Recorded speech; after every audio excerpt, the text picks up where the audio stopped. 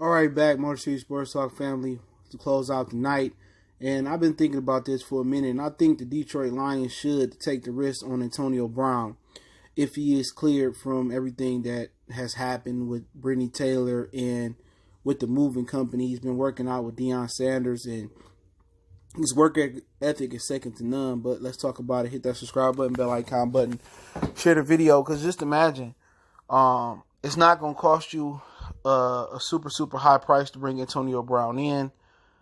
And just imagine, what if the Vikings took a flyer on him? What if the Bears took a flyer on him? What if Green Bay took a flyer on him for the right price? Okay, and that's what New England pretty much have done the entire Bill Belichick tenure, is take chances on guys that were character question guys in other teams. I mean, Corey Dillon, Randy Moss, the list goes on to Talib, and some other players, throughout their history. And I think the Lions need to take a flyer on this, man, because one thing that they are forgetting is their job could be on the line. Now, we don't know that necessarily. I'm of the belief that they're going to be back next year as long as they win 4 or 5 games.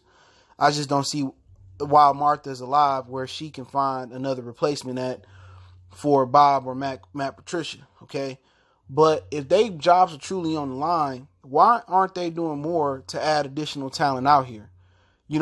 Obviously, if I'm knowing my job is on the line, and I know where I felt that last year was due to the lack of depth at the quarterback position, why ain't I trying to give Cam Newton an incentive-based contract or try to sign Andy Dalton or another quarterback to solidify behind Matthew Stafford? People forget Matthew Stafford has no more guaranteed money past this year, 2020.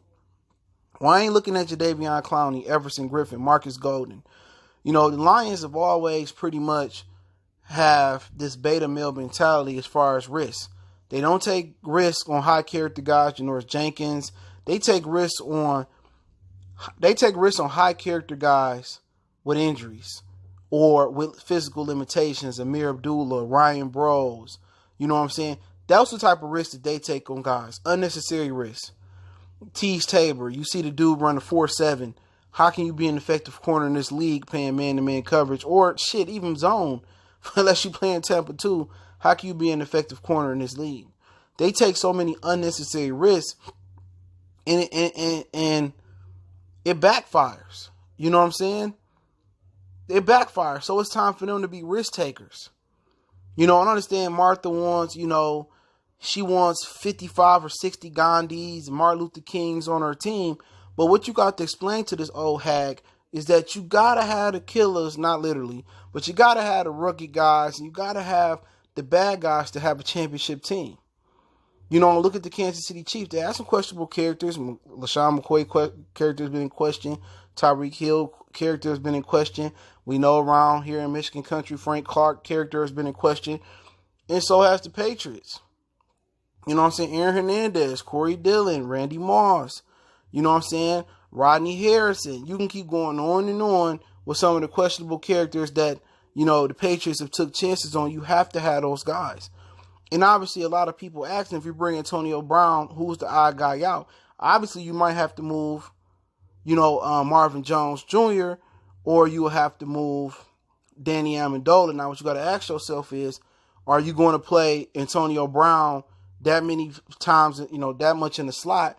Are you comfortable moving on from Danny Amendola and kicking Marvin Jones to the slot when Antonio out wide, or kicking Galladay to the slot if Antonio out wide? Or are you comfortable with going with, Marvin Hall in the slot, at some of the times? At the end of the day, Antonio Brown kind of brings to the Lions what's been missing as far as explosive plays.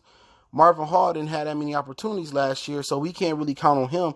But what he can bring to the table is a vertical threat down the field, an elite route runner, a guy that can play in the slot, he can play outside, he can get vertical. You know what I'm saying? He can give Matthew Stafford that deep threat that he hasn't really had since Calvin Johnson. And it's your choice. Do you want to move Danny? You can just cut Danny. You're not paying him nothing. And move on for Danny Amendola. You could trade Marvin Jones. The Eagles will take Marvin Jones for 5 or, for a 5th round draft pick next year. They need receivers to this day. They still need receivers.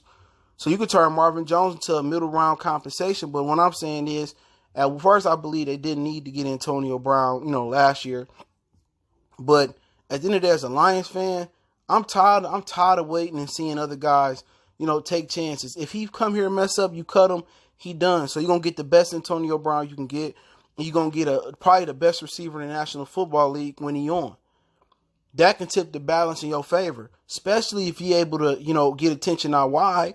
That's going to open up for Galladay, Hockenson, and other receivers. And if you're able to get the run game going, you add that vertical threat, and he's just a complete receiver.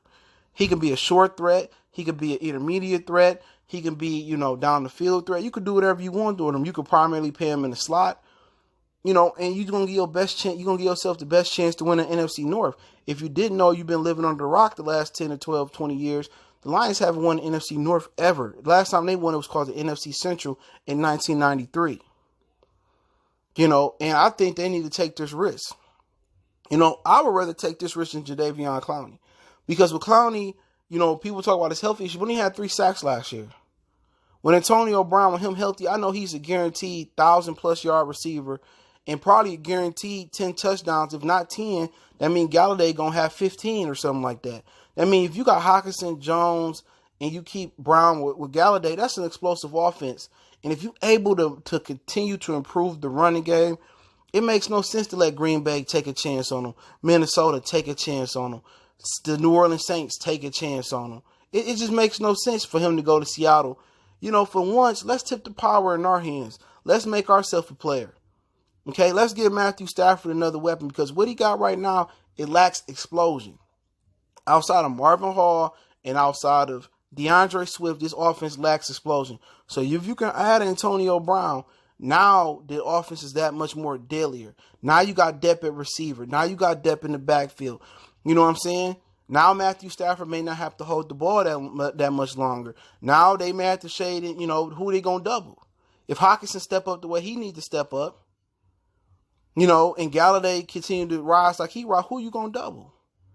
And if they're able to run the ball and get some production out the passing game from the running backs, this game going to be unstoppable. This offense going to be unstoppable on turf. And the only question at this point is the run game, the defense, and the special teams. But that offense will truly become special, and it's just a risk that needs to be taken. But the Lions don't take risks on here. They take risks with Ryan Bros, Titus Young, Amir Abdullah, Tease Tabor, Lincoln. They take these small, unnecessary risks. You got to take chances. Chances make champions, and the Lions ain't took too many of those chances throughout their career in the draft. They always going safe. They always going conservative. Let's go out there and let's change the narrative a little bit. Let's go out there and make a splash. Even if it's for PR and to get more publicity, that's great for the Lions. Especially if they're going to be fans in the stadium, 25, 50%, 100% fans. That's definitely going to drive some optimism in Detroit up here. Now, I know he a little bit loopy, he a little bit crazy, and Detroit might not be the place for him to be. But take a chance. It's not going to hurt. There's a lot of other guys we could have took chances on in the draft. We didn't. We didn't take one on Aaron Donald. We didn't take one on Odell. You know what I'm saying? You could just keep going on and on.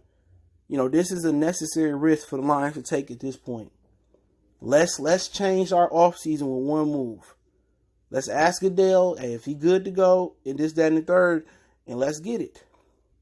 Let's change it. Let's give Matthew Stafford one more big player at receiver. If this is going to be his last dance, let's give him as many weapons as he needs to prove himself. And whatever can happen, I think the best thing going to happen. If they're able to run that ball and those rookie, and this can help those rookie guards out too, and that young offensive line out as well. Brown can take a slant to the house.